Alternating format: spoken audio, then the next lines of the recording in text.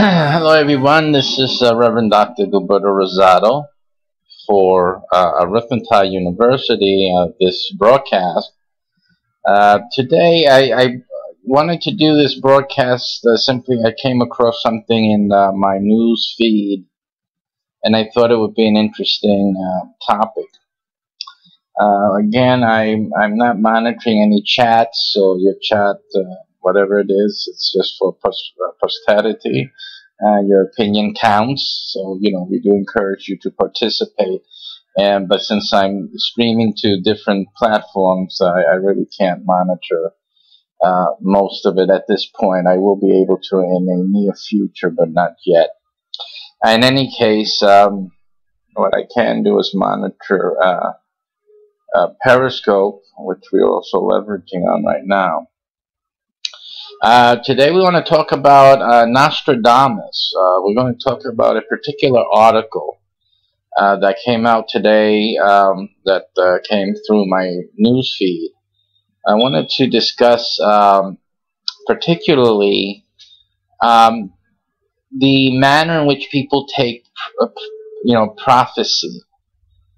The way prophecy is forged and given, presented, both to the person receiving the initial inspiration or revelation, and then how it comes out into a prophetic utterance, and then also how it's interpreted.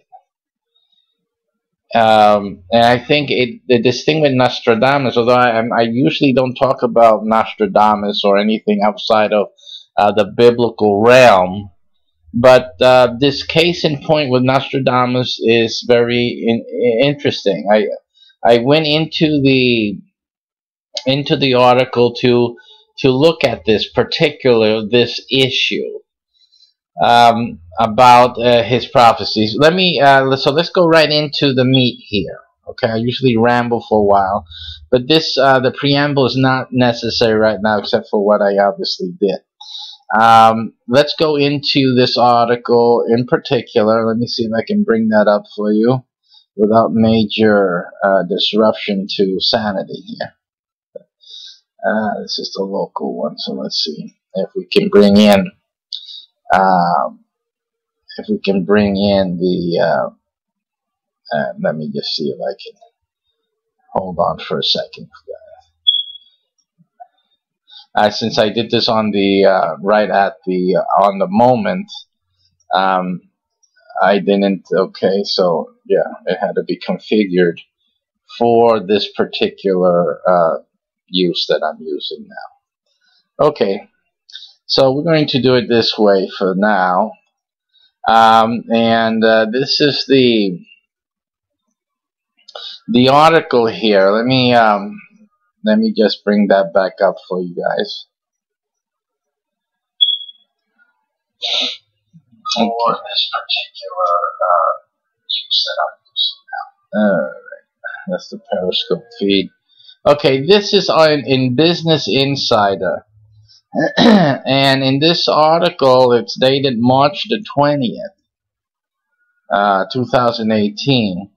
It says 9 famous predictions by Nostradamus that some people say foresaw the future. Here it talks about John F. Kennedy. By the way, I was born at the same day, and I guess as the news broke out, I was already out of my mother's womb. But this was my birthday, November the 22nd of November, 1963. So I'm the gift of God to the world in replacement of a great man that John F. Kennedy was, and so that's me. Okay. Matter of fact, my mother was going to name me John as a middle name. Was going to give that to me, John or F. I'm sorry. Yeah, she was going to call me Fitzgerald. Can you be like Gilberto Fitzgerald Rosado? And of course, my middle name would have been F. and but she didn't do that. But still, people put it in, I guess. Still, so okay. Nostradamus is basically he was, as it says here, a 16th century apothecary. Apothecaries are guys who made their little concoctions, little so-called medicines, and little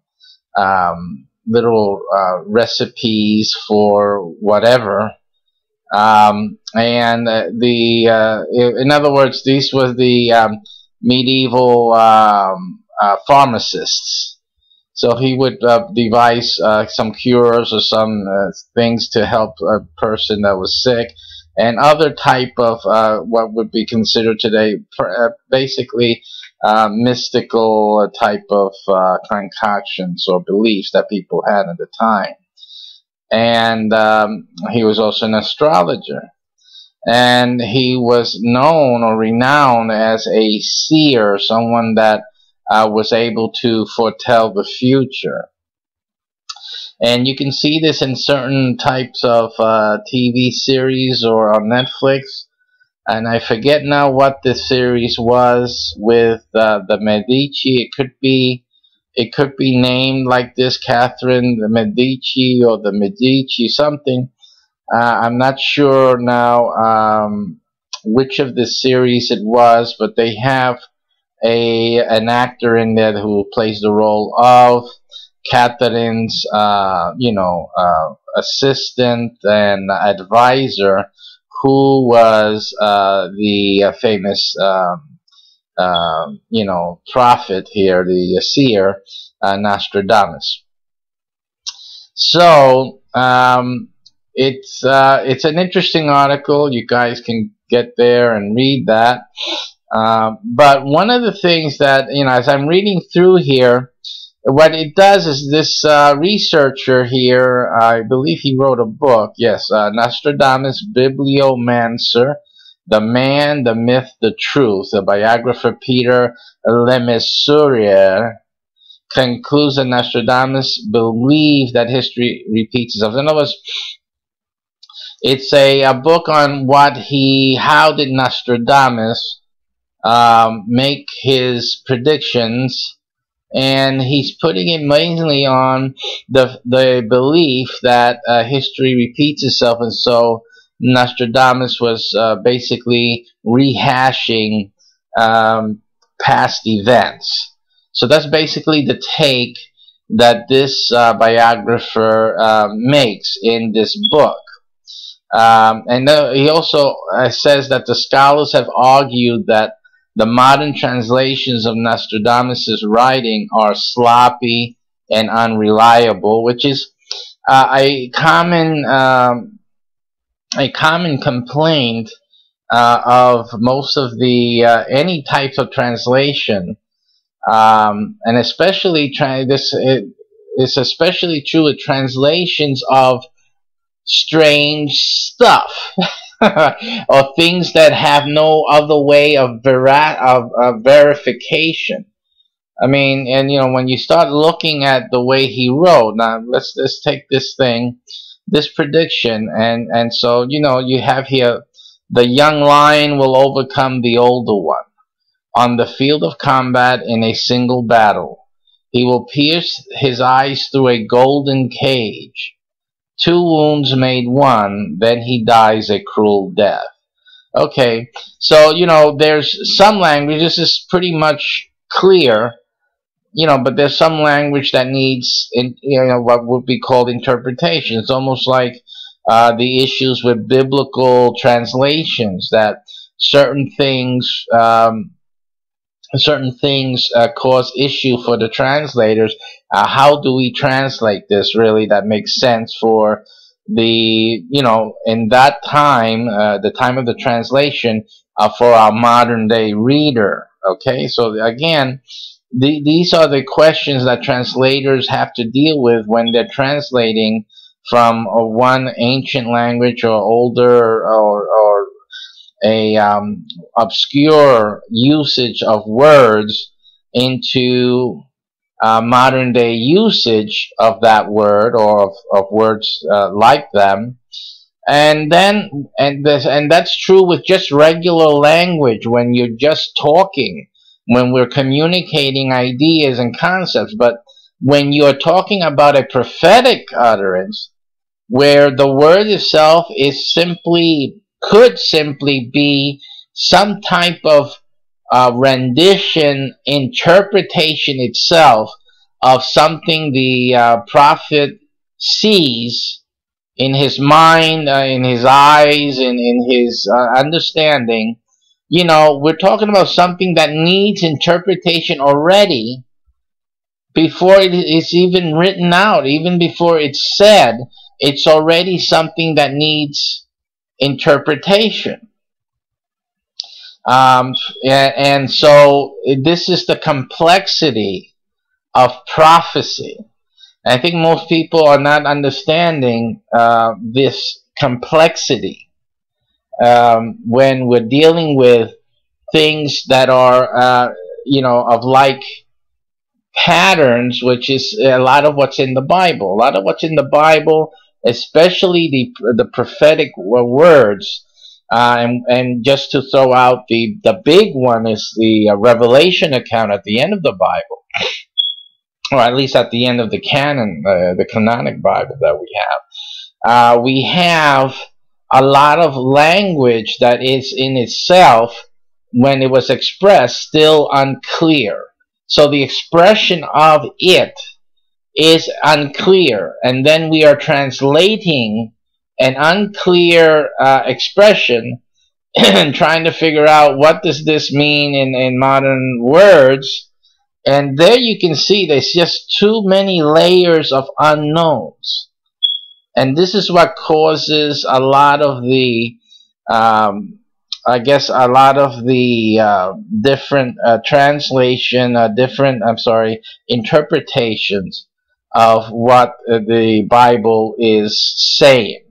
And I think the last Sunday class I gave, we dealt with something similar to this issue, which was the word nuwah. Nuwah in Hebrew refers to quivering, shaking, something that is flagellating, like in the wind. Something moving, it's shaking, it totally, and the word also connotes the idea of sifting, like when you're sifting flour. So that is something that the word nuwah it actually implies.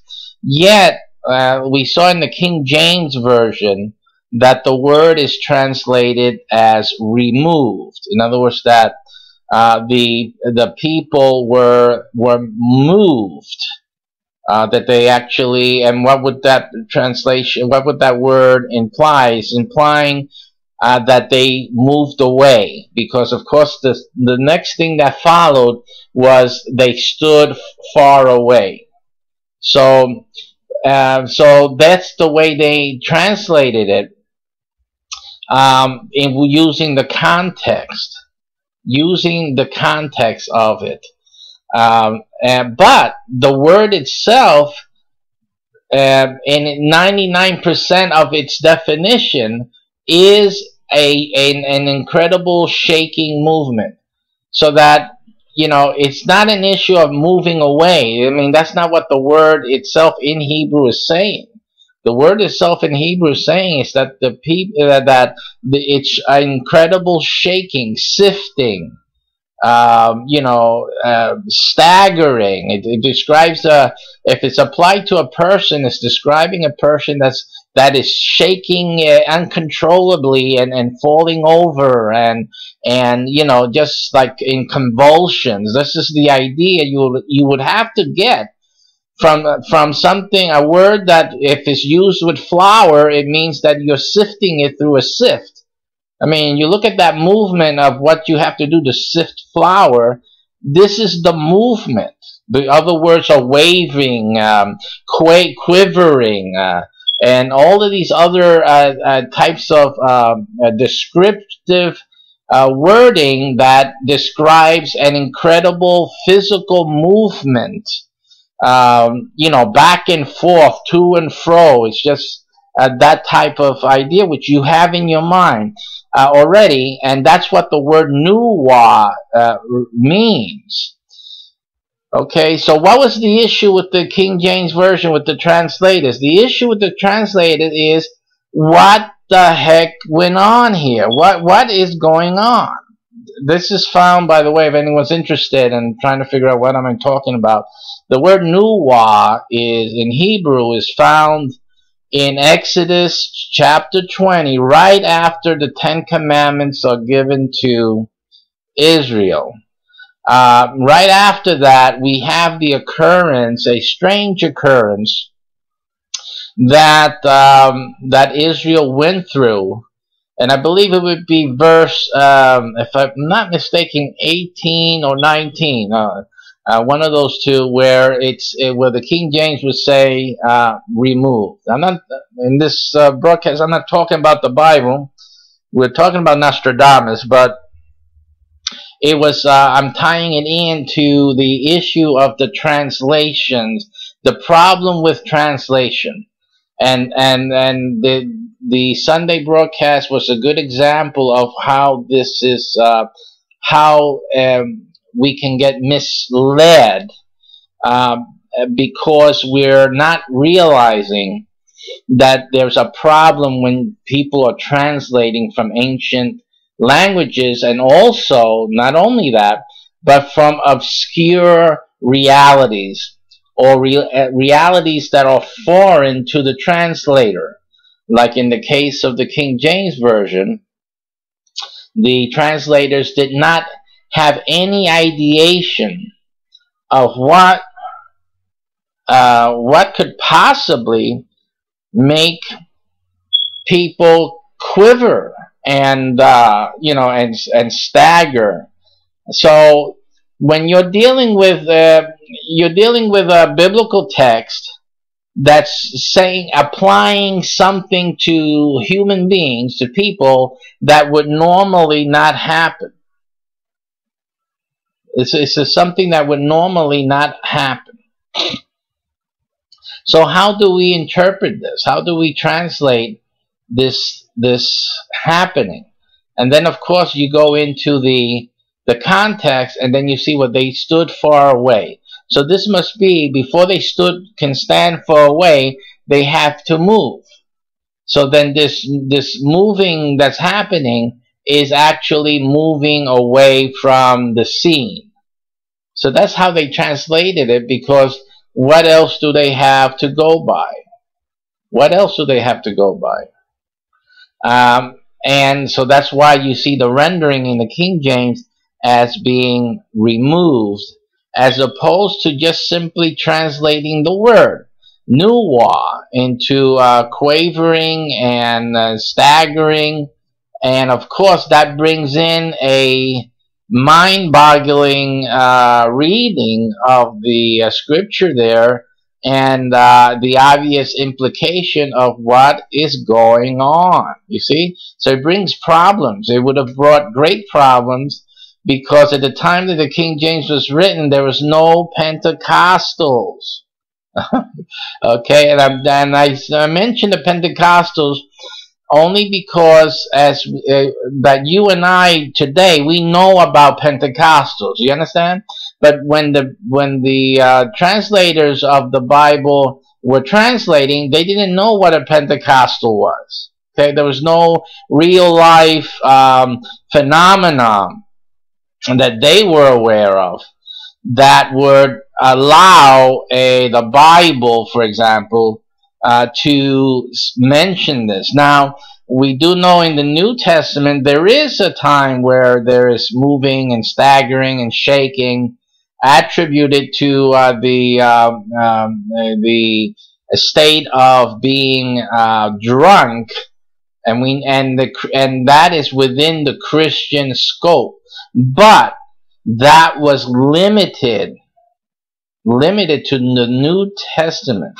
So we're talking now that even though a possibility or potential of human beings quavering and shaking and staggering about was known and should have been known by the translators of the King James Version, that was not something that they would have considered possible in the Old Testament. So that was not something they would allow or permit to be considered as a possible renditioning of the event immediately following the giving of the Ten Commandments.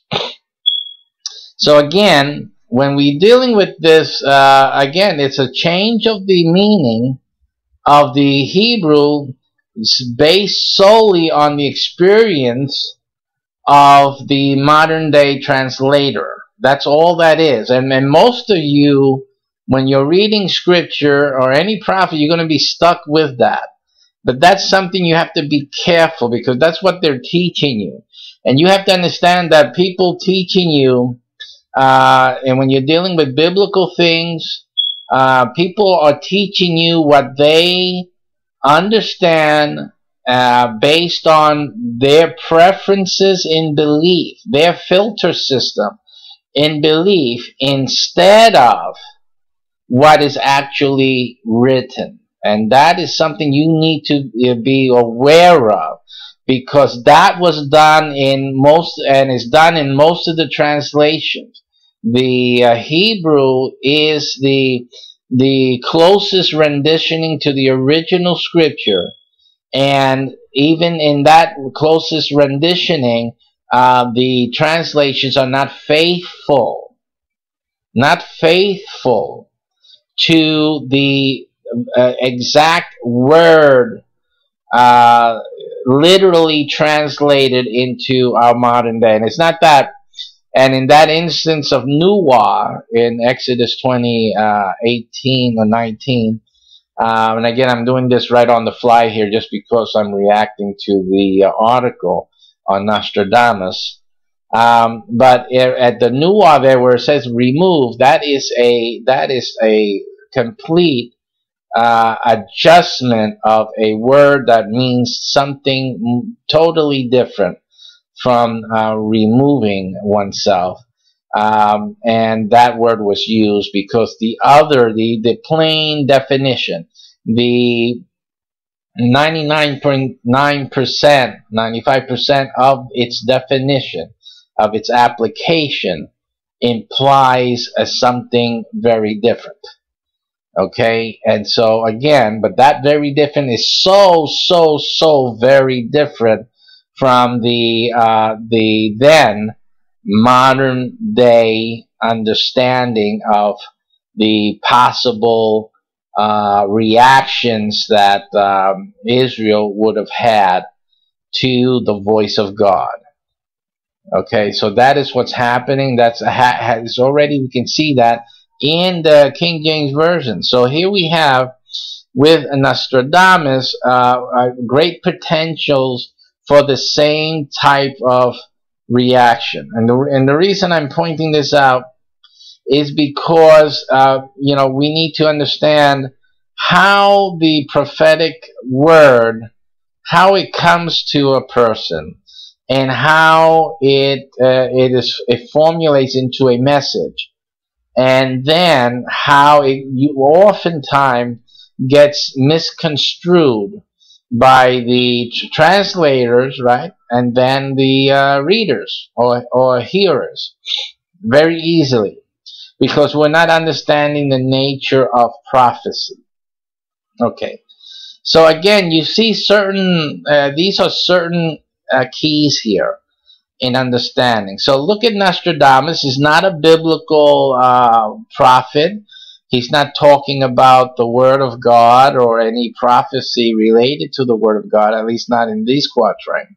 But he is giving a prophetic utterance. And you see, right off the bat, he says the young lion. Now, he's not talking about animals.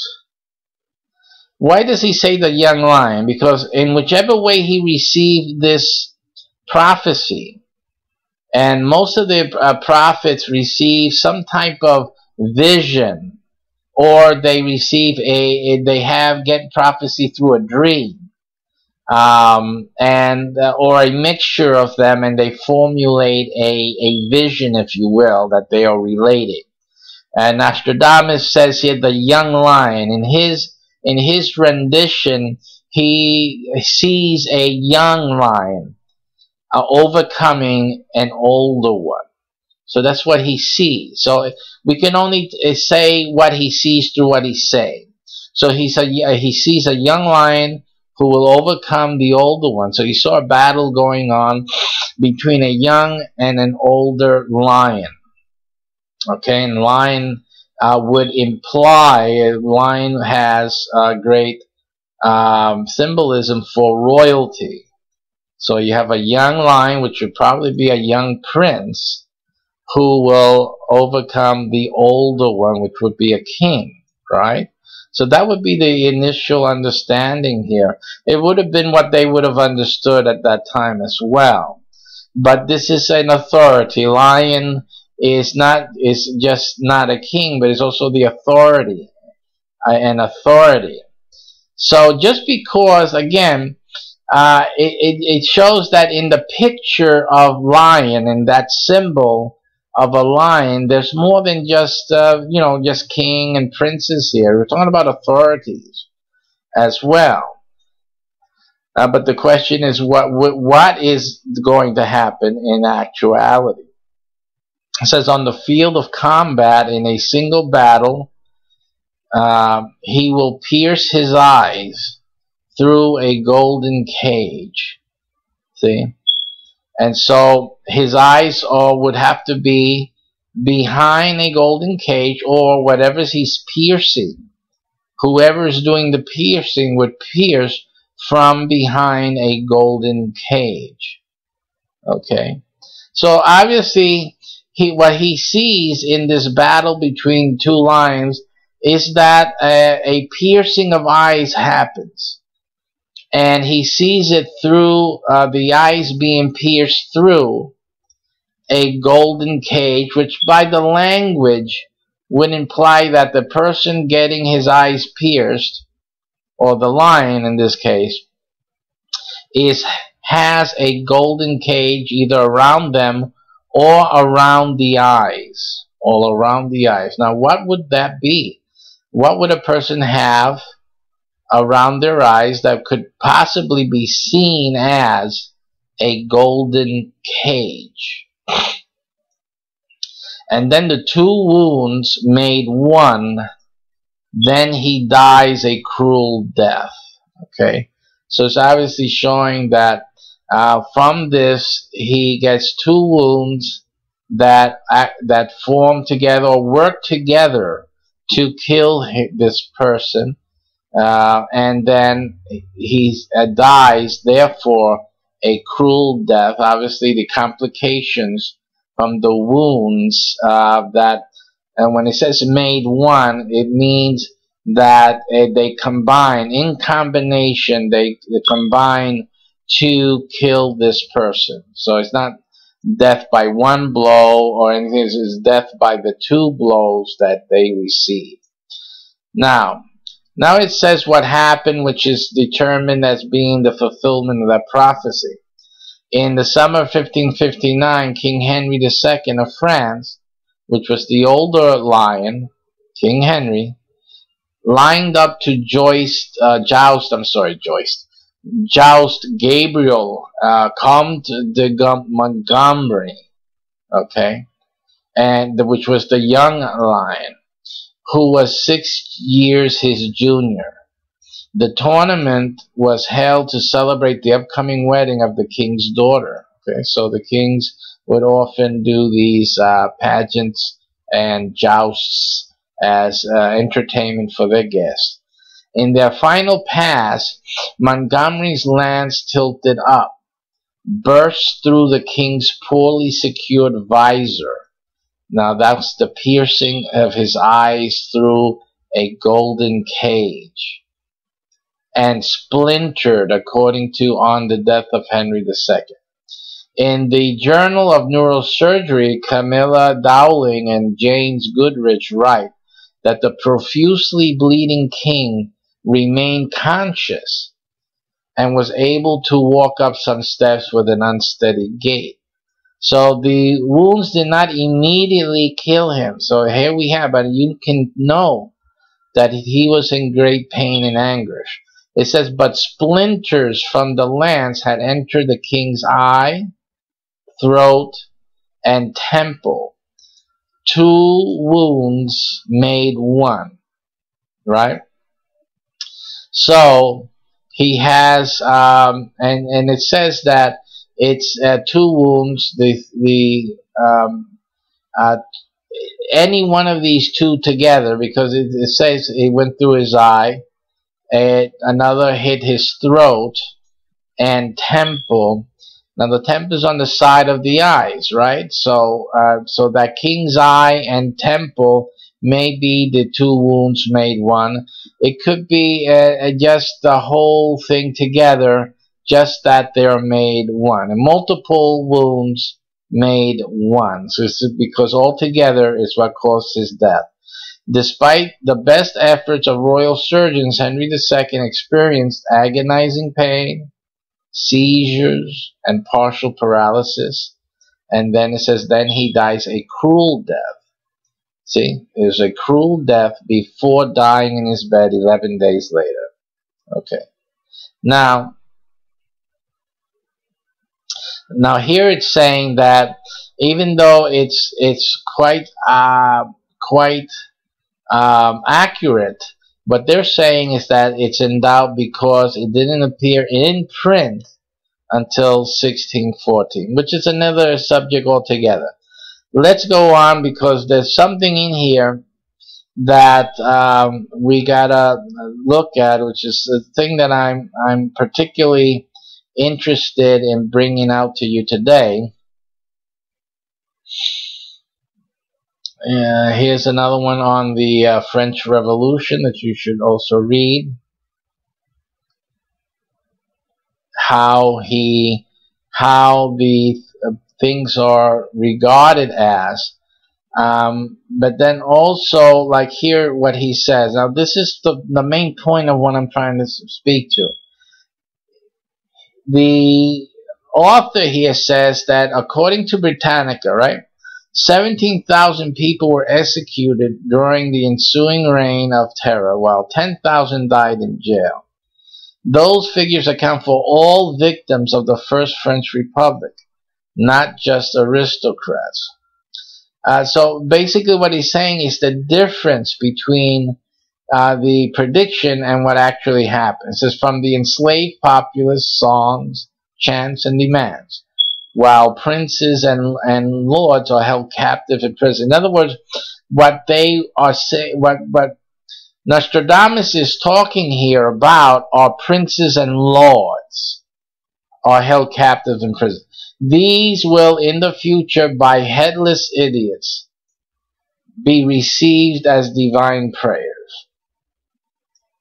Okay, so the headless idiots, as it says here, were nobles and commoners alike were declared traitors to the revolution and beheaded at the guillotine. So these are the headless idiots, right? But again, the issue with the prophecy was the emphasis on princes and lords. So he's not talking about other people. He's not talking about commoners, which is actually what happened. Nobles and commoners. See, so then they're like he's trying to disparage the prophecy, that it actually was viable or a valid prophecy, because the prophecy particularly says princes and lords. See, but then that goes into another aspect of the how the prophet is speaking. Remember that Nostradamus wasn't a prophet to the regular people, to the commoner. See? Nostradamus was under the employ of his employees, which would have been nobles. So he is seeing and speaking with the interest of nobility in mind. So because that's what they're interested. They want to know what's going to happen to them and their children, those who are supposed to inherit the throne. You see? So if you're in prophecy, if your inquiry is for the people who are that you are in their employ, and they want to know about themselves, their throne, their future, the future of their throne. If he is looking to see about their future, not the future of France, not the future of the common folk, it's the future of their family and their throne. So the prophecy is going to come out with that prejudice built in, because that's what the inquiry was for. So it doesn't have to be totally a pre-news report or a prediction of all the facts and details and nuances of what actually occurs, because the inquiry is not about everything that's going to happen. The inquiry is made by someone interested in their own family, in their throne. And that is what they are asking about. So therefore, the prophecy comes out with the emphasis on princes and lords, which is basically what they're looking at and what they're concerned with. So again, so right here you start seeing the cracks, what I call the cracks in the opinion of this bibliographer, this biographer, in his point of view, in his critical stance on Nostradamus. And again, I'm not here to defend Nostradamus. My point here is not defending Nostradamus at all. It's not an issue of defending him or degrading him. That's not the point. The point here is showing showing a reasonable person getting off the main point of a prophetic statement. And that's really what I'm addressing right now. I'm addressing the misconclusion by those who are learned. These are not stupid people by no means. But they're misunderstanding still. Even though they're not stupid, they can still misunderstand. And right here we're seeing the cracks in the in his understanding of what Nostradamus saw, how he expressed it, and basically how it comes out. And his excuse is, well, the translations are bad. But even if they were good, they could be perfect translations. Still, the issue is that what Nostradamus is seeing and how it's being expressed is already room for there to be what we call comprehension issues, difficulties, because we are simply not seeing what they are seeing. And the prophet himself, Nostradamus in this case, is seeing something that he doesn't even understand. And then we're trying to understand what Nostradamus himself did not understand, and he put it in a way that was comprehensible for him, but that doesn't mean that that's what he saw. You have to understand that even if a person who is a prophet expresses what he sees, it doesn't mean that his own interpretation or comprehension of what he is seeing is the actual thing that he saw. I think that's the assumption that most people are mistaken about. You think that when a prophet is speaking, he is actually saying what he actually saw. And the thing is this, that even though, because I can tell you this from my own experience in dealing with people who have had dreams or visions, that even though they say that they saw 1, 2, 3, it doesn't mean that that's what actually happened. And I'll be explaining that in a little moment. Here you see a quatrain referencing a pastor, and so it's obviously they attribute it to Louis Pasteur, which means pastor in French, and that he saw something that was hidden and all that. So again, we know what he did. Here we have the Hitler thing and the version that the word hister, or the pronoun hister here, refers to Hitler, and again, there's questions about that because let's look how it says. Some Nostradamus supporters have posited that hister is a misspelling of Hitler, but it's actually the Latin term for Danube, for the Danube. So what's happened is that he poo-poos the concept or the ideation that that Nostradamus was referencing Hitler because he didn't know how to say his name or spell it. You know, this that's the whole issue with when you're getting a prophetic vision. It's not going to be clear like that. You're not going to get a name so obviously clear. I mean, it's so ridiculous to even think that. Sometimes it comes through by chance, by coincidence, or even by divine intervention. Hey, listen. But you got to understand that hister is very, very close to Hitler. I mean, at least you got the 2 syllables there, right? You got the first letter right? You know, and then the rest of it is basically what went on.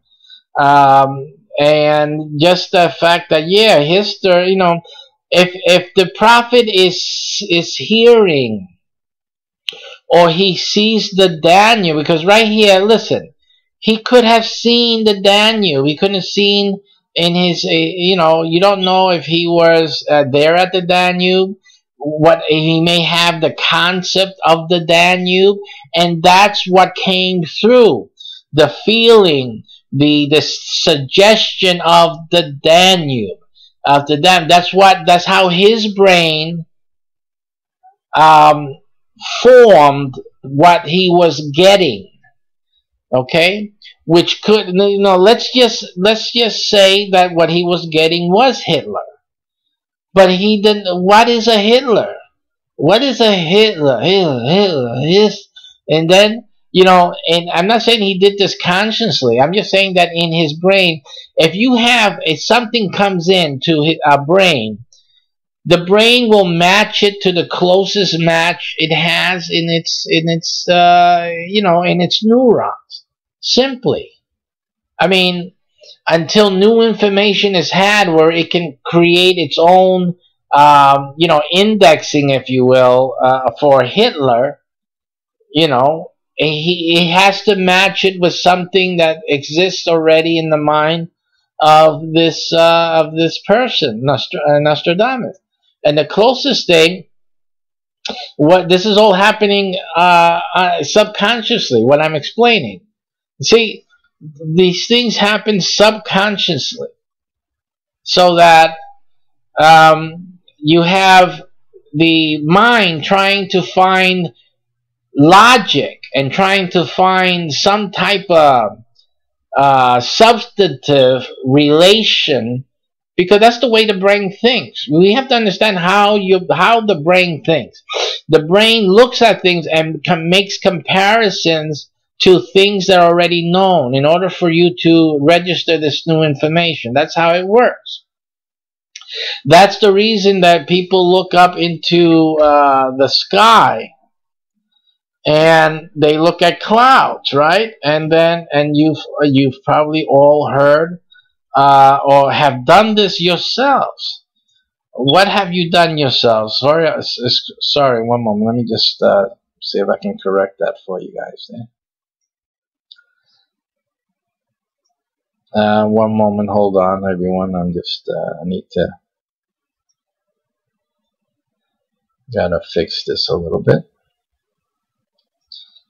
Sometimes we lose the camera, so hold on. Let's, okay. So we have to understand that this is what's going on, is that your brain has to relate to other things. That's how it records it in your memory. So when you look up at the clouds are so what do you call it? Random. Okay, they're formed from chaos. There's no order or form within them, really, inherently. No, I mean, there's many factors that shape the way the cloud looks like. But what do? You do this too. We all look at the cloud, and oh look, it looks like a doggy.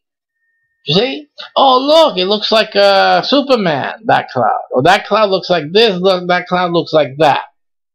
You see that all the time. Even in the phenomena of UFOs, when we don't even understand what we're looking at, the brain is not able to, but we have the flying saucer in our hand, you see? So then we start putting flying saucer into it, because that's the thing in our mind is already there, and we attach anything we don't understand to that vision. We're not able to process correctly, because we're not able to. We have to match it with something that our brain already recognizes. But that doesn't mean that's what you're seeing. So that's what you have to understand. That even when things are, your brain connects something to something that's known, doesn't mean that that's what you're seeing. The eyes do that all the time. Your eye is connected to your brain. So a lot of what you see is not actually what's there. You got to be careful now. And the same thing is true with concepts.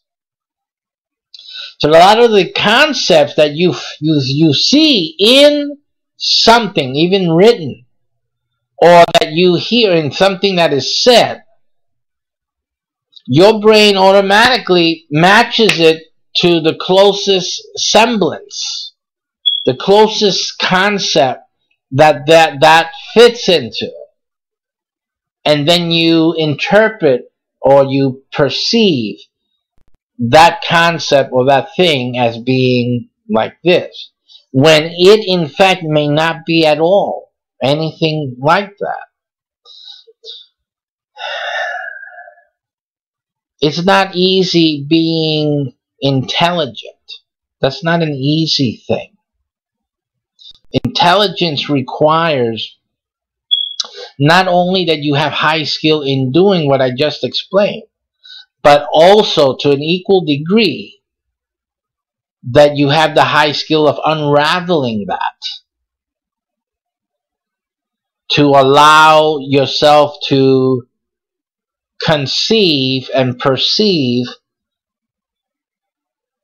more of the realities and not of your perceptions. In other words, it's divorcing yourself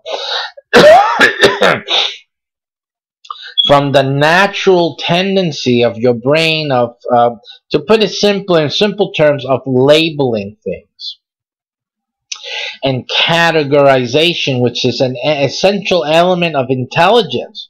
See? So a lot of people, again, this is like to the greater degree that you're able to categorize and match things to prior knowledge is the intelligence that you have.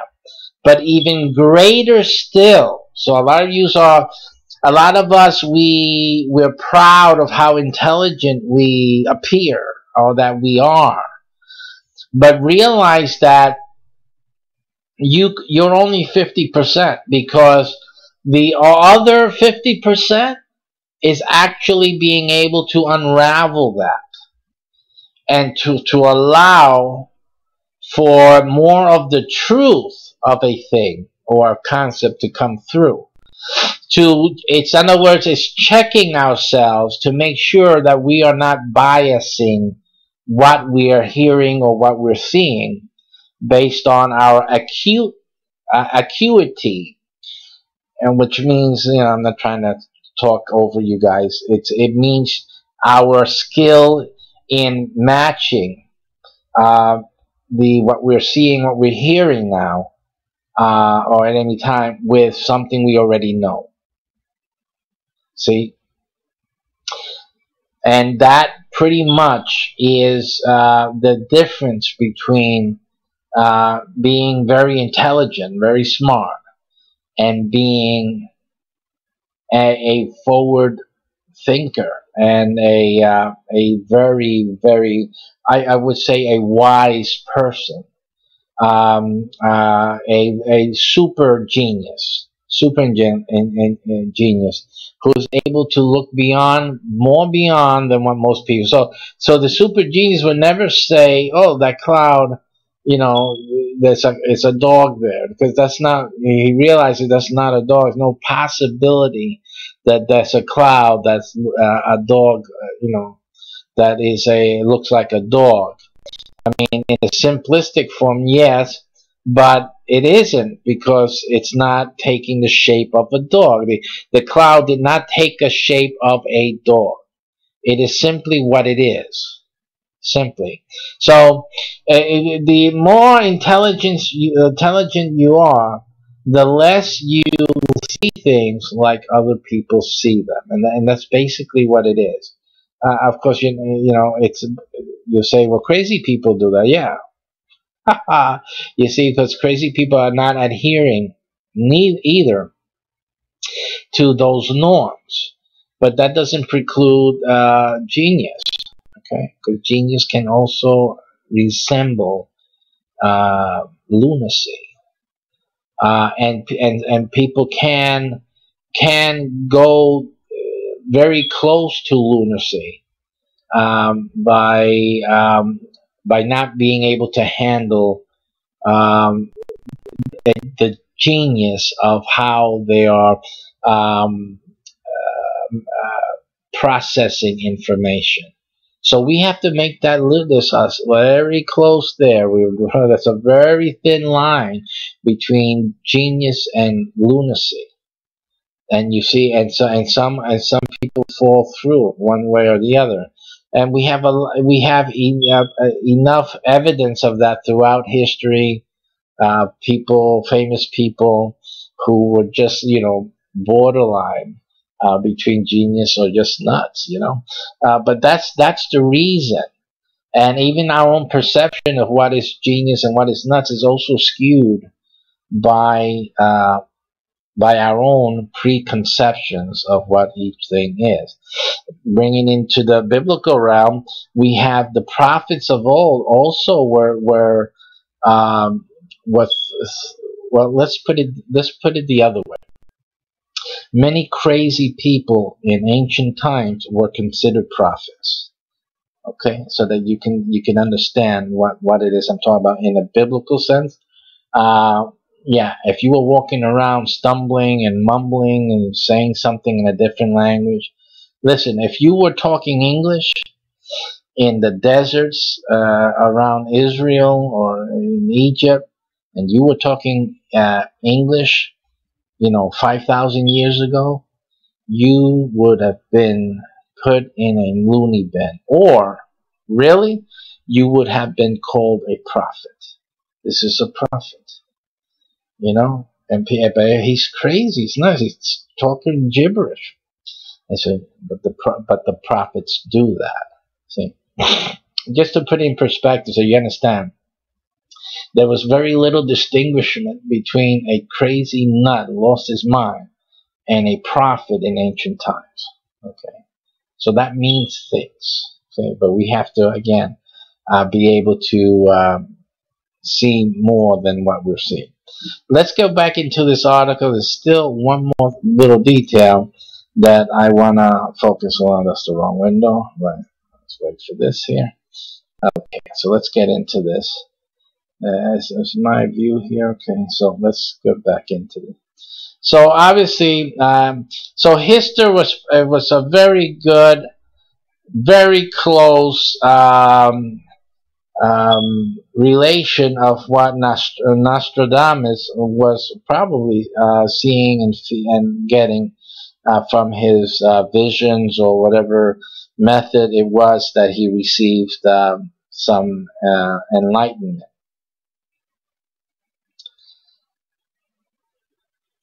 Okay, that goes into the French thing. Now the bombing of Hiroshima and Nagasaki. And just I'm just looking for, you got the assassinations for Kennedy and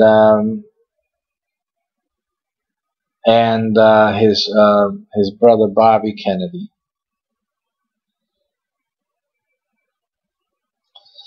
And again, here we see, let's look first, I think,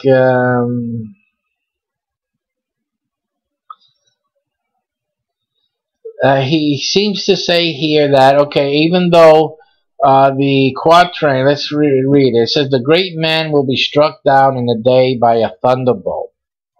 A thunderbolt, and you know that sound, right? And an evil deed foretold by the bearer of a petition.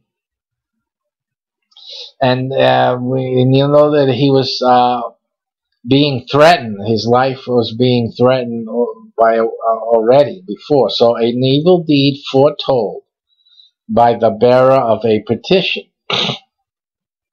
Now that's different also if you look at it, that he received a lot of death threats, right? So you know that. Right here, President John Kennedy, great man, received numerous death threats. So from numerous death threats, the Nostradamus says, or he interprets what he saw as an evil deed, death threats, foretold. That's how we know it's a threat. It was foretold. So the foretelling was actually a threat by the bearer of a petition.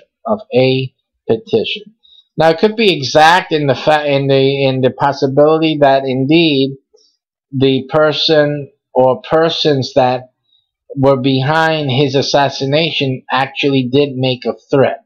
One of those numerous threats may have been that person behind that assassination.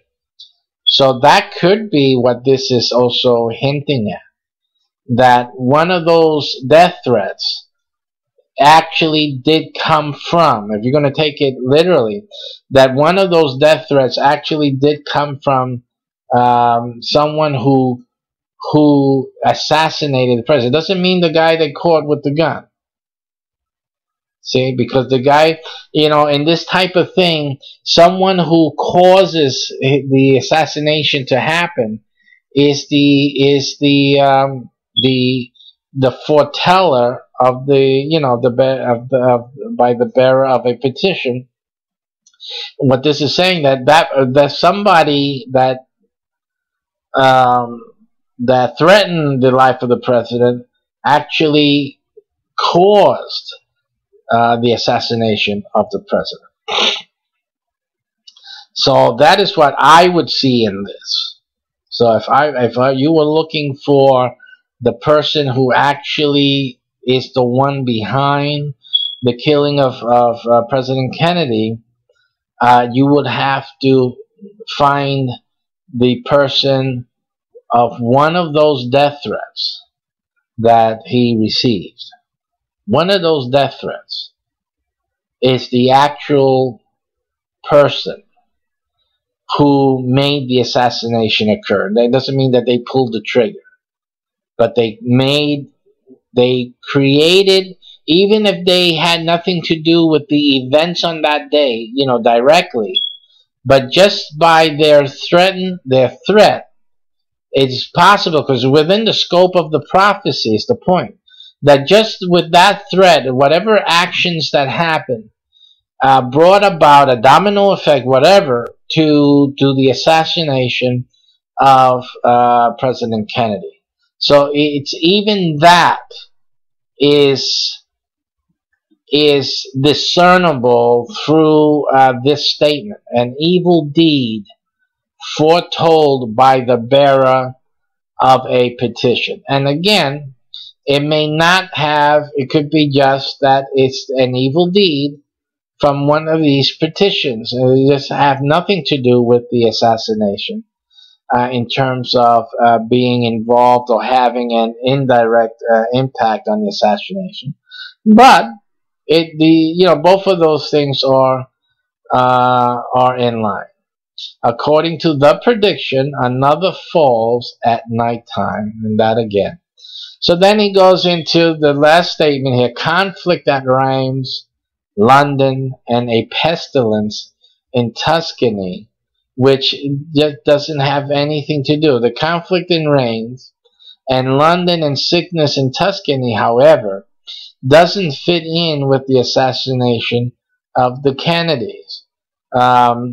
So, like I said, it says it doesn't fit in. But the problem here is that maybe, maybe something does that is so distant. I mean, conflict in Rheims. What would that be? It could be anything. Any conflict in Rheims. And London. And sickness in Tuscany. I mean, again, this is like the hister. Could have been things that he saw that gave him the idea of Tuscany. Tuscany. It could be just that it's a phonetic sound. London, Rheims, London, Tuscany. It could be similar things to other things. It could be like histories to Hitler. This could be names of people, but what you would call misspelled, misspoken, or similar sounding to these things. Before you, in other words, he's taking things too literally. And this is obviously, at least in the way that I've learned to look at prophecy and biblical things as well, is that whenever you have a something that seems to be out of context, see, because all these things have a similar, bearing, especially in relation to what actually happened, or the event that we're comparing it to. And then you see something like this is totally off the bat. That usually signals to me that there is something misconstrued, even by Nostradamus himself. These words here could be feelings, it could be misspellings, it could be misinterpretation of something he sees or hears, in which, however, he got this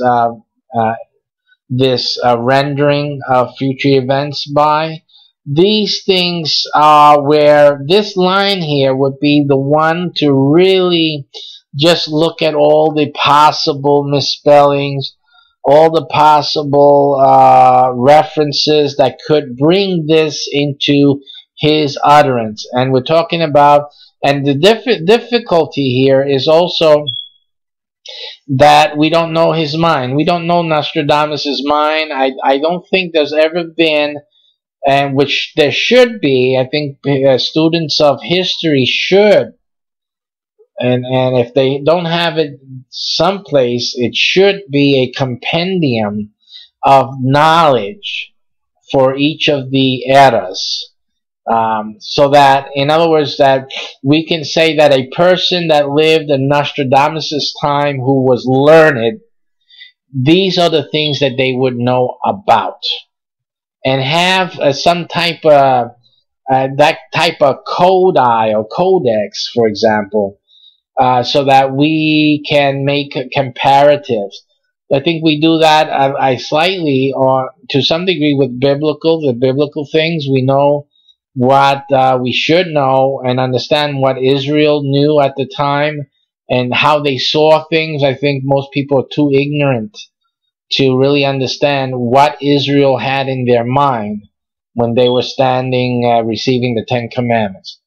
That's one big thing. It's a big thing, really is. But most people and most religious teachers are not knowledgeable in that area. And so they're, again, saying things like this man is saying that really degrade a prophecy or statements simply because of their own degraded knowledge of the times and of what a person like Nostradamus would have in their head. So, you know, which would be, again, he sees a cloud and then he sees conflict that reigns. London and pestilence in Tuscany. He's looking at a cloud, folks. You got to understand that. The prophets, they look at, there are things that are not clear in prophecy and in visions and dreams that they have. It's not clear when, and what I'm saying is that it is clear. You know, God is giving them clear messages. The problem is that the clarity is obscured by the prophet's lack of knowledge. And not to their fault. I mean, this is done on purpose. Done on purpose, exactly. Because they don't know the future. They don't know the things they're looking at. So, you know, they would look at it, see a plane in the air, something happened, he says, and the birds flew over, when they're not birds, they're jet planes. Well, what does he know? The sound of thunder and birds flying in the air is basically how an ancient man would describe, you know, some event, whatever it be, with jet planes flying over. Jet planes, you see? But he would say it's the sound of thunder and birds flying in the air. That's what they would say. So this is an example of how a prophet would see something and then express it. Now, you know, and then this person who's writing this book and this commentary, and then people like forming their religious beliefs on what the Bible says, you know, they would say, well, it can't be this whatever event this was, or this type of event doesn't have anything to do with thunder and birds flying in the air. So, you know, so they would say it has nothing to do with that, and they would interpret it some other way. Or they're just interpreting it that there should be, you know, at this time there were birds flying in the air and the sound of thunder in the sky, and that's the way we would be taught in Sunday school. When in fact the prophet was seeing a more of a futuristic event, which he could not, he had no way of expressing it except by using things that he knew. Okay, so this is an example. This is where the difficulty of things come into play with this type of stuff. Now we got the 9/11. The 9/11 event. 9/11 event, and as usual in my usual form, I've made this into a 2-hour program just to get into this area. I'm sorry, because now I just realized, oh, I was supposed to just go into this. But anyway, it is what it is. I cut it up later and using different things. September 11, 2001, I was in New York at the time, and I was in Queens. That's where I grew up. And I had my business there, my print shop, and my other business and church. And so I went out that morning to my office normally, and you know, this thing in New York is so big that even though this thing was happening in Queens, it was quiet. I'll tell you that. In Queens, it was quiet. It was a quiet morning. It was sunny. It was a September day. It was on the warm side that morning. It was a nice day for you to walk, go walking outside. A nice, comfortable. It wasn't too hot. It was nice for walking. It had a slight breeze and whatnot. So it was a pleasant day in terms of how the day was. And in Queens, you walk in the street, you don't have a view really of the Trade Center. Though it's a very tall building, but because of Manhattan the way it is, and that's all the way on the other side of Manhattan in terms of Queens, and all the way down south from where I was at Queens. This was directly across from Brooklyn. I don't understand how it works. Brooklyn is directly across from this view. Queens is to the north, so we were northeast of the view of the Trade Center. So in reality, most people walking around in Queens that morning were unaware, unless they saw it in the news or heard about it, someone called them. They were unaware of what was going on. So that's how big the city is. You just don't know what's going on. And as a thing of worldwide magnitude like this, basically life went on in Queens normally.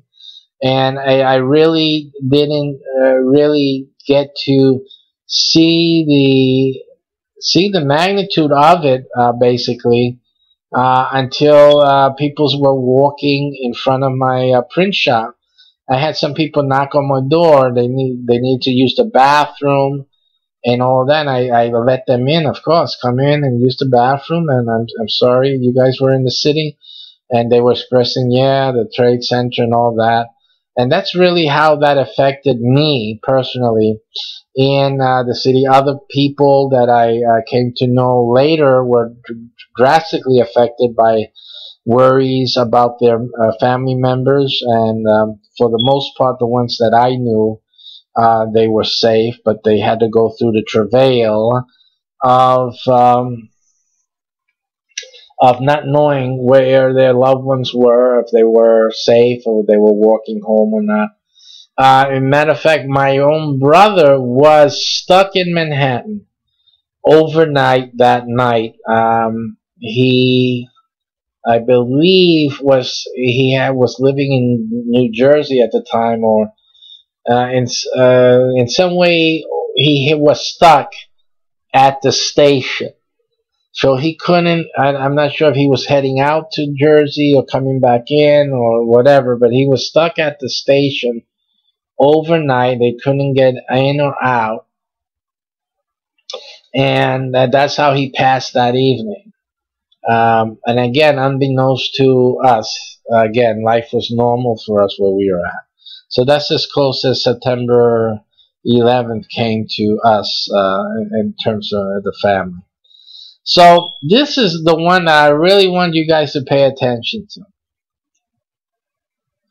This says, earth-shaking fire from the center of the earth will cause tremors around the new city. Two great rocks will war for a long time. Then Arethusa will redden a new river. And of course, when you're talking about reddening of rivers, you're talking about blood. And in this treatment, in this article, it doesn't talk about Arethusa. I'm sure there's some type of. Let's look for that now. Let me look for some type of. This is in mythology. It means the waterer. The Greek mythology, she was a nymph and daughter of Nereus, making her a Nereid, who fled from her home in Arcadia beneath the sea and came up as a freshwater fountain on the island of Ortygia in Syracuse. It's funny, in New York you do have a Syracuse. Syracuse, New York, Sicily. Greek deity Ceres. So this is Arethusa is a deity. It has to do with water. And the particular funny thing about it is the USA in there. Okay, but again, like I said, did he see the USA there? And then Are means high, and like Aris. So is it possible that he saw Arethusa, he saw the idol in his vision, and he then that's what he again. If you're seeing, if the brain is receiving information from this high USA, his mind is seeing, his mind would interpret the Areusa as this is Arethusa. You know, that's what form. It can form very easily in the mind of someone who's a prophet who has knowledge of the Greek mythologies, and his brain would receive a clear message that USA, a great country, USA, he would see as the Adisusa, and his brain would turn the cloud into a dog, and he would see and get the idea of Arethusa will redden a new river. And so again, because he doesn't know what the great USA would be, except it's the Hayusa, the Ares Usa, Arethusa will redden a new river. So these are points that point to a reckoning or resolving of something that may not have been clear because of lack of information on the part of the person making this prophecy. But what throws off the author of this book is that, as he says here, Nostradamus's prediction about fire from the center of the earth doesn't connect with anything pertaining to 9/11. So then again, I went and said, oh no, so let's look at that. Again, I'm not trying to defend Nostradamus's prediction. All I'm dealing with here is how people are interpreting, first, how the prophets interpret things they don't understand into things that are misunderstood then by us today. So this is the first point that I'm looking at. I'm looking at the translation of unknowns by the seer, by the prophet, into things that are known. So that's the first thing. I think I've shown that. I've given you a lot of proof on that. That is indeed what goes on. And then on top of that, then now advance ourselves into the future, and we're looking back, and we're trying to translate from those original language, from the mindset that we no longer have, and trying to translate those words into modern day words that are being used in modern day, based on words that meant something different, and on words that were formulated or conceived by the prophet, which was not actually what they saw. It's just simply the way their brains resolved an unknown. So these are the factors that you have to look at. And basically, as we discussed before in terms of the genius mentality, is to be able to unravel the possibilities of what is being received from what is actually said. Okay, so the book here points out that Nostradamus' prediction about the fire from the center of the earth doesn't connect. So let's look at that. Now, there's two things that Nostradamus may have seen.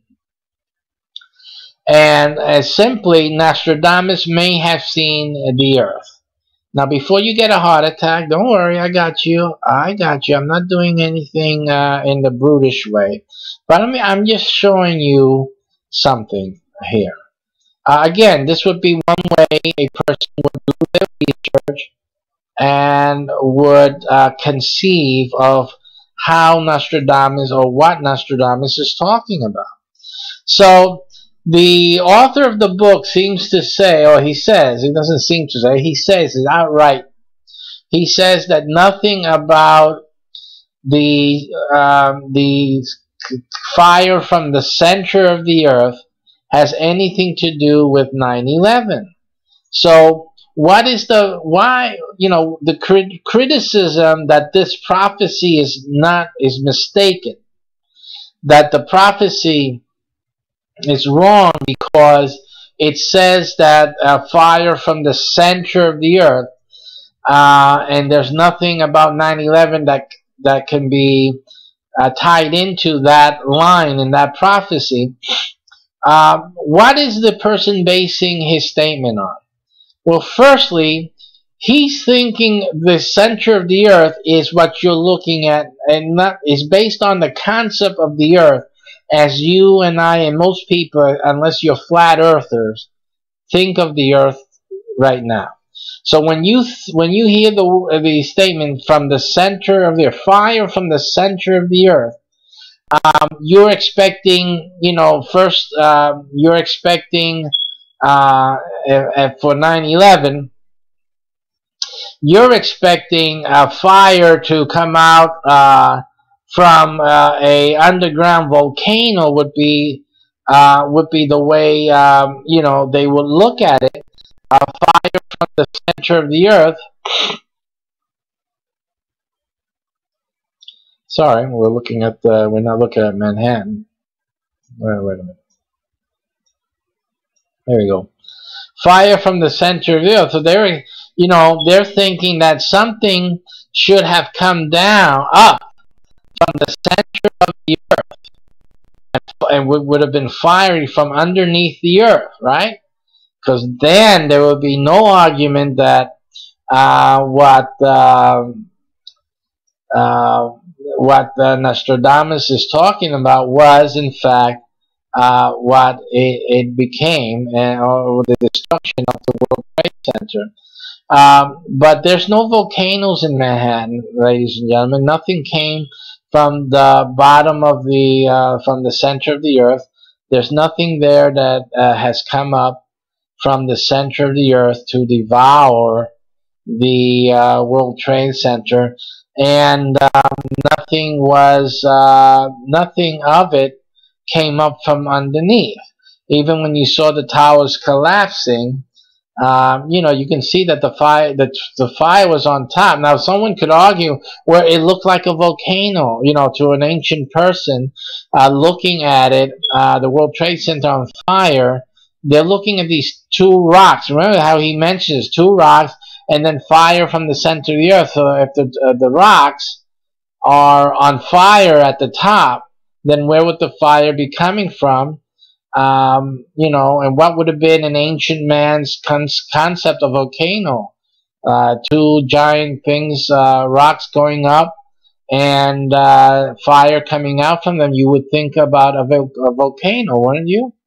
So that is the first thing. So the first thing is that, and I would suggest that yes, as someone who was seeing, and an ancient viewer of the World Trade Center on fire, knowing what a volcano was, they would also say that the fires were coming. What other thing would they imagine? Because you got to understand that what would they be imagining? Oh no, these planes came in and blew up on the top floors. They wouldn't think about that. It wouldn't be something germane to their brain. So it would not come in as a solution to something they're seeing that they don't understand. But they do understand volcanoes. That is something ancient man would have understood. So he sees these two towering, what he knows, rocks. It can't be buildings. We don't make buildings that big. It's an impossibility in his time. So it couldn't have been buildings. It has to be, these mountains. They're rocks. He could have seen rocks in a cave. Those those stiletto. I forget what they're called now, but you know what we're talking. When the water's dripping and it forms these towering rocks there, so that's what he's looking. He's looking at that. And as a matter of fact, if you look at Manhattan, if you look back at the picture and you're an ancient person, if you look at Manhattan, the skyline, it looks like, if you ever been in a cave, it does look like all those columns, those cave pillars that form by water over centuries and thousands of years of dripping water form those towers inside of a cave. And that's really what it would appear to if someone's seeing it in a vision, is they see all these things standing up. They say, oh, that looks like the inside of the cave that I saw as a kid, whatever. So now automatically they would think about rocks. And these are great rocks, compared to the others. And so, okay, and then the earth shaking fire from the center of the earth. Because he's seeing something, how else are you going to understand that? So basically, this is where he gets this prophecy from. Now, and that's one way of looking at it. That's simply one way. So that's one way of looking at it. Now the second way is how most probably they did see or consider, or even in his dream or vision he saw the earth, was possibly, this is from geology.com, you'll see here a map. And the flat earthers would love this because, of course, if Nostradamus still had a concept of a flat earth, I'm not saying he did.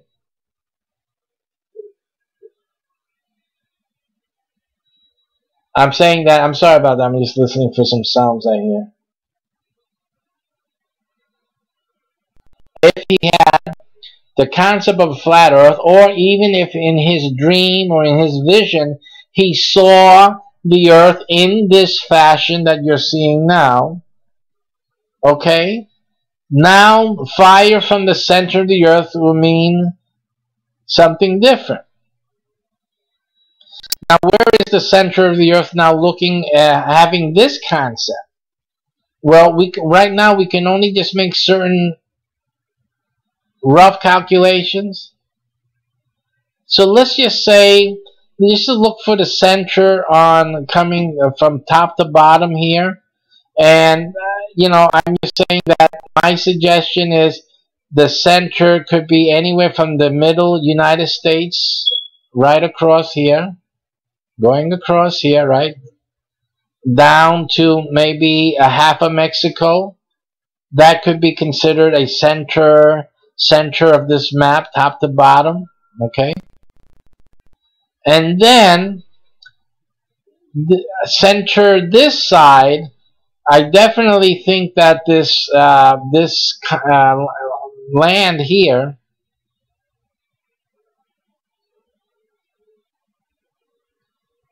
is part of the center. Maybe not at the playing center. It could be. It's a little rough for me to make that judgment, but again, since we have a little leeway, let's just use a little leeway and include up to Greenland, going down, so that it would include all of Africa. And I guess using a little bit of the limit here of this landmass here, maybe a little more, just about here between the landmass and Arctic Ocean tidal here, and call that the center. Okay, so we can probably call that the center. And again, if we make it wider, so let's make it wider. Let's cut the map in 3 sections. The first section is the American continent with half of Greenland, for example. The second section from the half midway point of Greenland covering all the way out to what would that be? Just about here. Let's cut it at the Arctic Ocean in half, right there, the tidal, and just go down. Okay, and let's just say that that's the center of this map, going from top to bottom. And we made a smaller sliver for the center going left to right, right? Because that was a little bit, we can get honed down a little more here, a little better. So what that does is that it makes this whole section here, Africa, basically using Africa as your side in the midway, the Atlantic Ocean next to Africa, all the way out to about, let's just use this division here with India, between India and the African continent. Let's just go straight up through here, and just say that this is the central area of this map. So the hijackers for the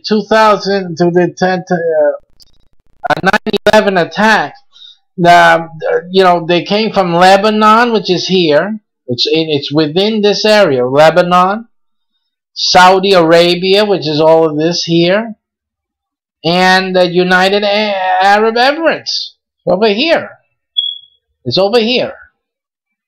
It's within the division between Arctic and Ocean, but remember we extended it out even to the O here to incorporate the midway between India and this the Sinai area, of that African and Asian continents there. So right in this divide in the Indian Ocean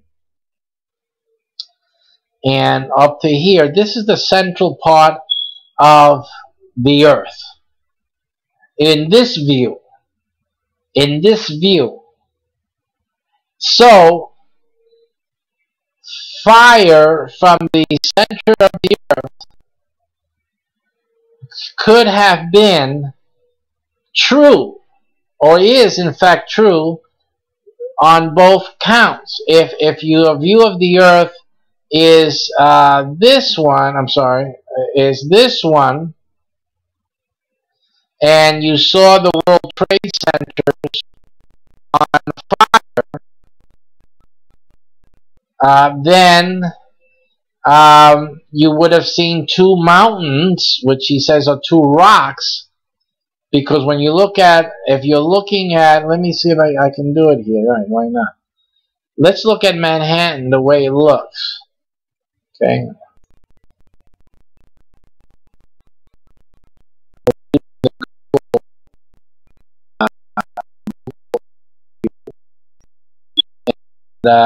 If you have a modern computer, you can pretty much have this great 3D look at it. So let's look at Manhattan. Now, have you ever seen the inside of a cave with the little, with the drops of water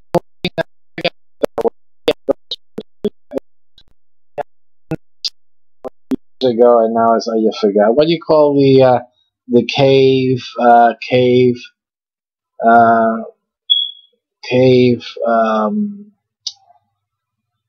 do you call it? Cave geology. Let me just look and see what we have.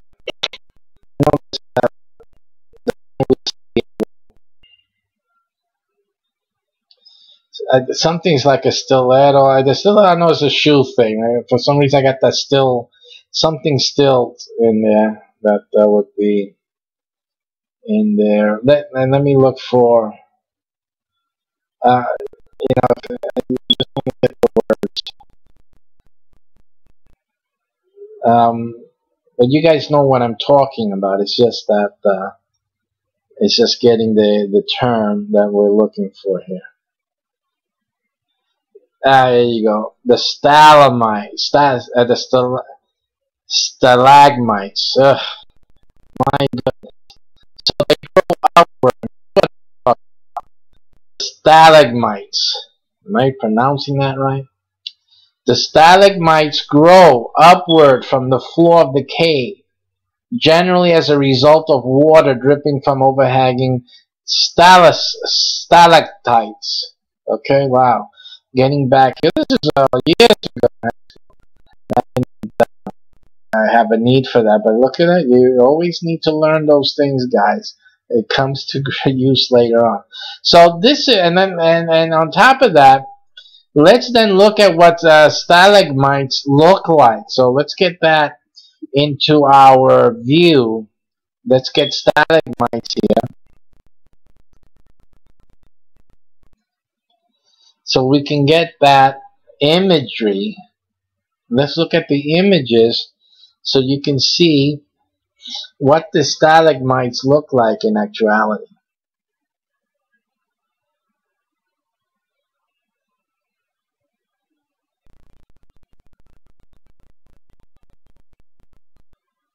Okay, so these are stalagmites. Now, you know, let's look at something that's well populated. Okay, so you can look at what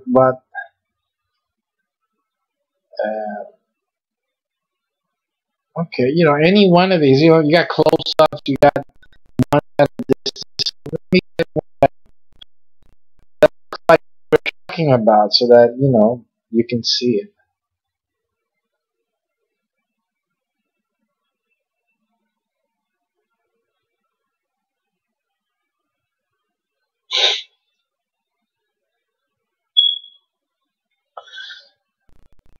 I mean, this is something here that we could use to show something.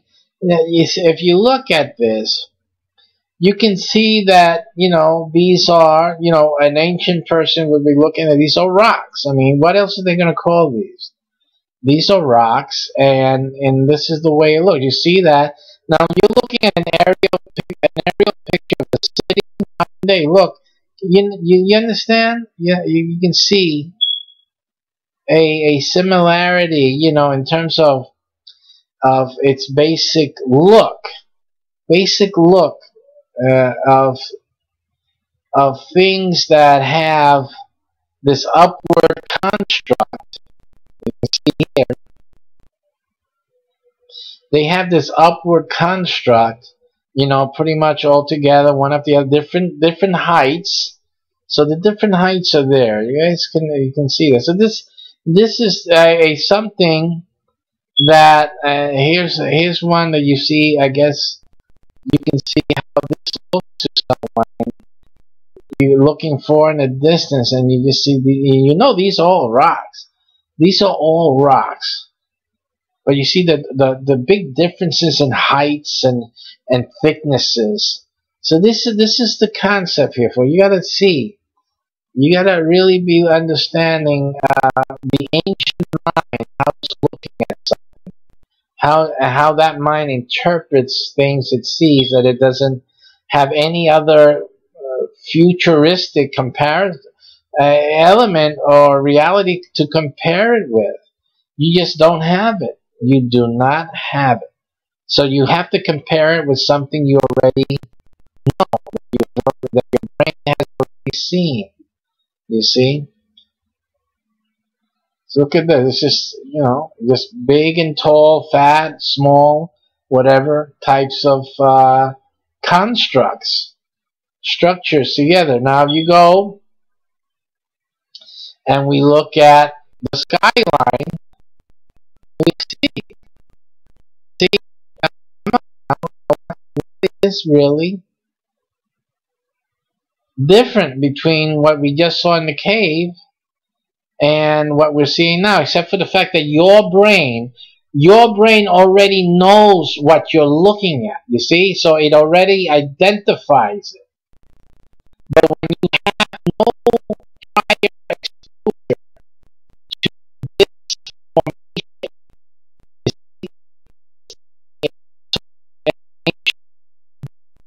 you're looking at a cave floor. You're looking at a cave floor because you're a learned man. You've been around. You've been through a few caves in your life, and you are looking at a cave floor. And these are rocks. That's what you see. That's what you see. Two big rocks, two great rocks, will war. And he sees earth shaking fire from the center of the earth. If you're looking at, if you're having the spherical earth concept, and you see two rocks, that's what you saw. You saw the cave bottom, and then, but you see these two rocks with fire and smoke like volcanoes have. Then where's the fire coming from? You know, he doesn't know that these were planes. You know, it doesn't make sense. A plane, first of all, he doesn't know what a plane is. Second of all, I mean, he sees these are rocks on the cave floor, and they're fire and smoke coming out. Well, that's volcanic activity. That's from the center of the earth. Because that's something they would have imagined, that if the fire and smoke is coming, it's coming from underneath. There's nothing on top making it burn. So see, that's the ancient understanding of things. So again, the interpretation, this guy's conclusion that the fire from the center of the earth doesn't connect with anything pertaining to 9/11 is completely false. It's an error. It's a total error. It does connect. It connects in two different ways. In two different distinct ways, and two real ways that an ancient man looking at future events and looking at the scenes that we just did would have interpreted it as. Simple. And now, after the fact, and the way we're reading it and interpreting it with what we know, of course it has nothing to do with it. This is the same mistake people make with the Bible in general. It's the same mistake. You're making the same mistake. In the arguments that we hear often about how the Bible says and what is the reality, what's the truth. This is the same mistake you guys are making. Okay? You're not understanding the perspective from which the scripture is being related. And you're too immature intellectually to allow the Bible to communicate without losing its integrity as truth. And most of you are too immature and too ignorant to allow for that. But that's going to change. You have to allow for our own ignorance. Okay? Most of the issues that most people have in the Bible, it's based on it was incepted from its original starting point. So that's really what you really need to understand. That what you're talking about, the problems you're having with Scripture, with the Bible, with the church, is really ignorance.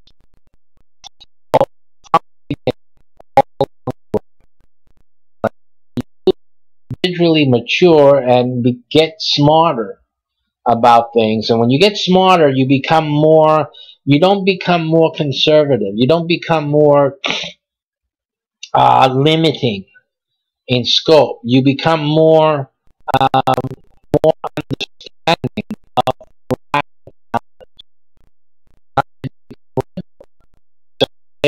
okay, because it doesn't matter. No, you don't do that either.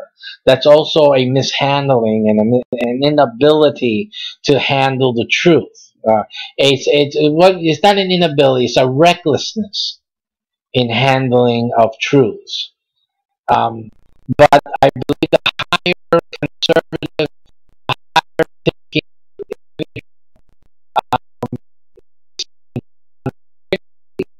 but also understands where people can be in error, and is also understanding of it and permissive of mistake making, and permissive of the space in which those must themselves proposing that state on everyone. So we're having these controversies in terms of Bible, in terms of society, social, economical, social, philosophical conflicts, and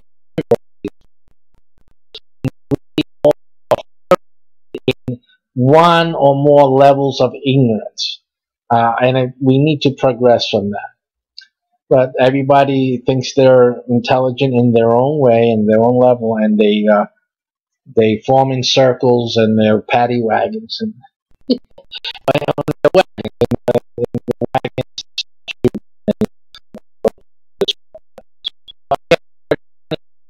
circle. You have your circle, you form, and you shoot anyone else at a different area is an Indian to you. And you're shooting them up and all of that. And it's really just all of it is just total ignorance. Total ignorance. So I go with a few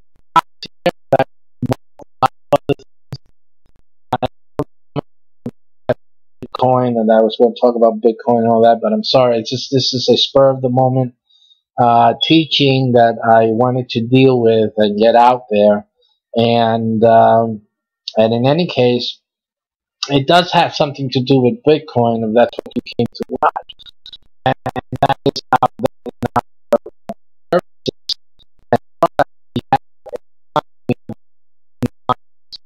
that you can win at a drawing. If you come into the drawing, you can come into the drawing by going to the link above, and I know it looks terrible there right now, but let me just get to that and make that correction. If I can.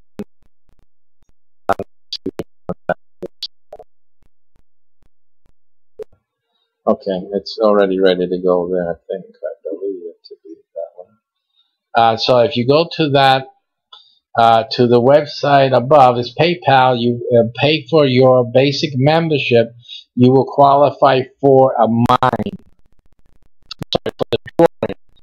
And the drawing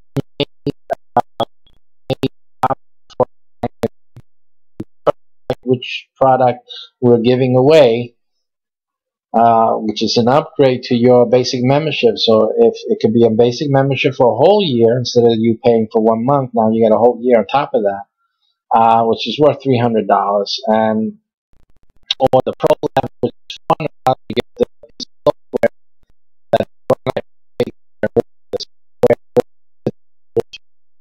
to double that, triple, and quadruple the $50,000. You can make up to $50,000 with your 5-month training program that we have for the basic membership, so you can make a lot more in crypto with the software.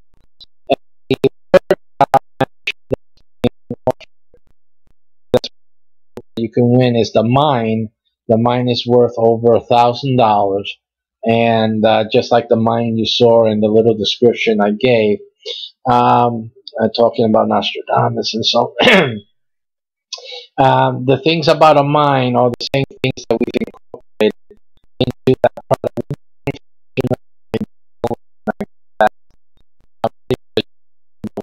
So, but I would not worry about it right now and miss out on the drawings. Really, you should get into these drawings as soon as you can. That'll be it for now. Thanks for watching. I hope you learned something, those who did. And those who didn't, well, we talked about you a lot too. That's the state of the affairs in this world.